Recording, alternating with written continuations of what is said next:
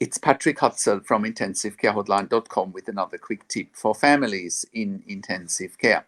So today's tip is about a question that we had from a reader who asks, the ICU team wants to turn my dad's life support machine off. How can I make an informed decision? Now that's a great question to ask, and it's a question we get all the time. So let's just focus on how you can make an informed decision in a situation like that. So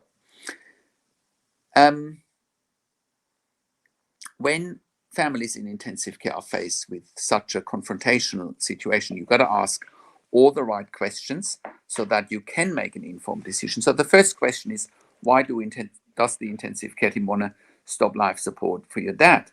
Do they have the right to do so? And I can tell you, given that we are consulting families all around the world, but predominantly in the US, Australia, UK, Canada, and Ireland, you will find that in most jurisdictions, intensive care teams can't just withdraw life support without patient or family consent. So, number one, I argue it's illegal, right? We have turned many situations around, such as the situation like you're describing, by successfully intervening, and by pointing out local laws, policies, procedures, guidelines that withdrawing life support without patient or family consent, it's illegal, it's unethical, it's amoral, right? And intensive care teams might argue that it's unethical to continue life support. Well, I strongly disagree there, especially if it's without patient or family consent. If patients or families have an advanced care directive that life support should be stopped, that's a different story. But I presume that with Rosie, with your situation here, that your dad has no advanced care directive, otherwise you would have probably pointed that out. So by having intensive care teams telling you that, tomorrow at 3 o'clock, we are withdrawing life support, that can feel very confrontational. It's almost like it might feel like setting up an execution or a killing, and those are strong words. I'm well aware that I'm using strong words here, but I have been in those situations myself in intensive care where I actually refused such orders, and successfully so, because no one can force anyone to literally take someone off life support without consent from patient's family, but also without consent from health professionals, So those are the first questions you need to ask. The next question you need to ask, Rosie, is your dad in a real or a perceived end-of-life situation? So what do I mean by that? So what I mean by that is I have made videos about the difference between real versus perceived end-of-life situations in intensive care. So what's a real end-of-life situation? A real end-of-life situation is if someone is in intensive care on life support, on multiple forms of life support, and no form of life support, no surgery, no nothing can help to save a patient's life.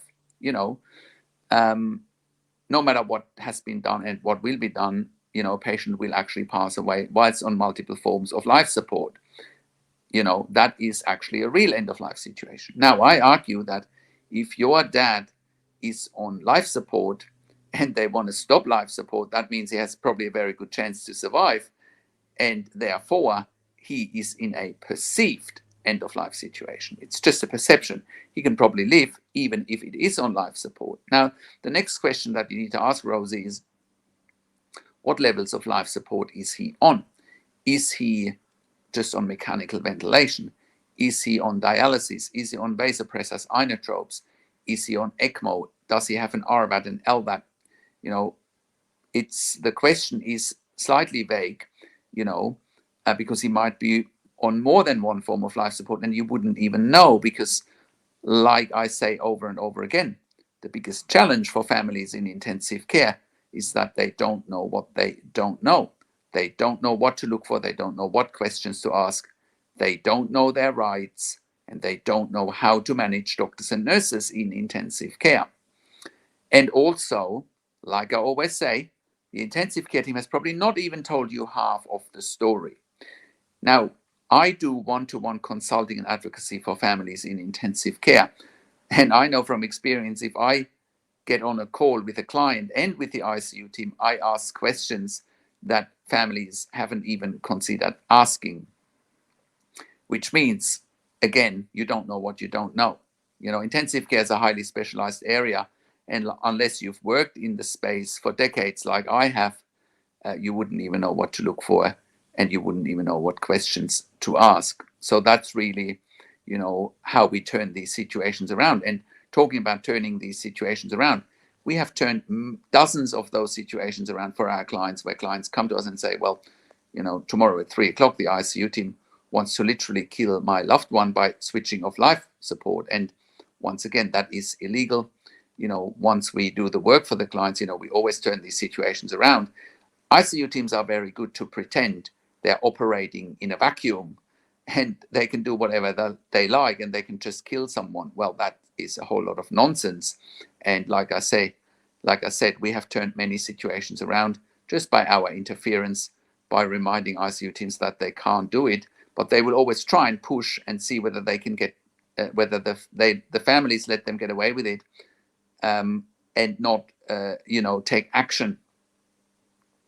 So be mindful that you have rights, you just need to exercise them, and you also need to know what rights you need to exercise. And again, that is where our area or my area of expertise is coming in every single time.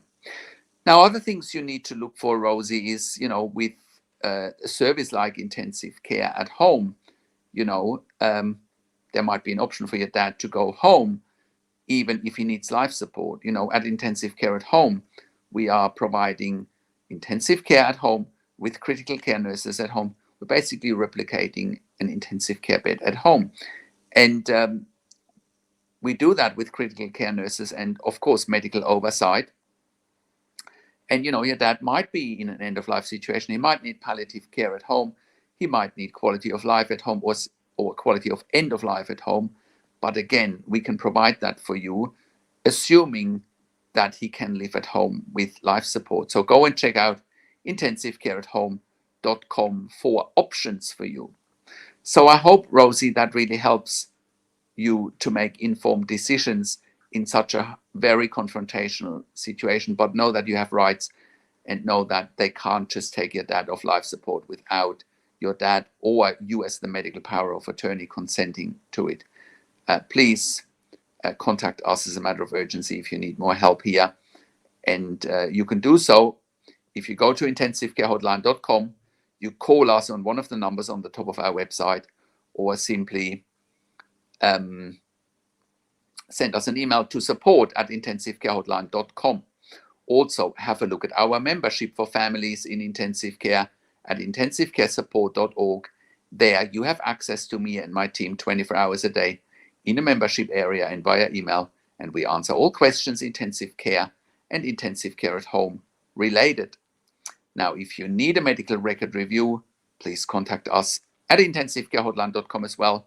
We review medical records in real time and give you a second opinion, which is what you probably need here, Rosie, and you need it fairly urgently. And we also provide medical record reviews after intensive care if you have unanswered questions, if you need closure, or if you are suspecting medical negligence. And also, like I said, Rosie, go to intensivecareathome.com for more information for home care options for your dad with intensive care at home. Currently, we are operating all around Australia in all major capital cities and also in rural and regional areas. But if you're in the US, you should contact us as well as if you're in the UK. Now, subscribe to my YouTube channel for regular updates for families in intensive care. Click the like button, click the notification bell for the next video. Share the video with your friends and families, and comment below what you want to see next or what questions and insights you have from this video. Thank you so much for watching. This is Patrick Hutzel from intensivecarehotline.com, and I will talk to you in a few days. Take care for now.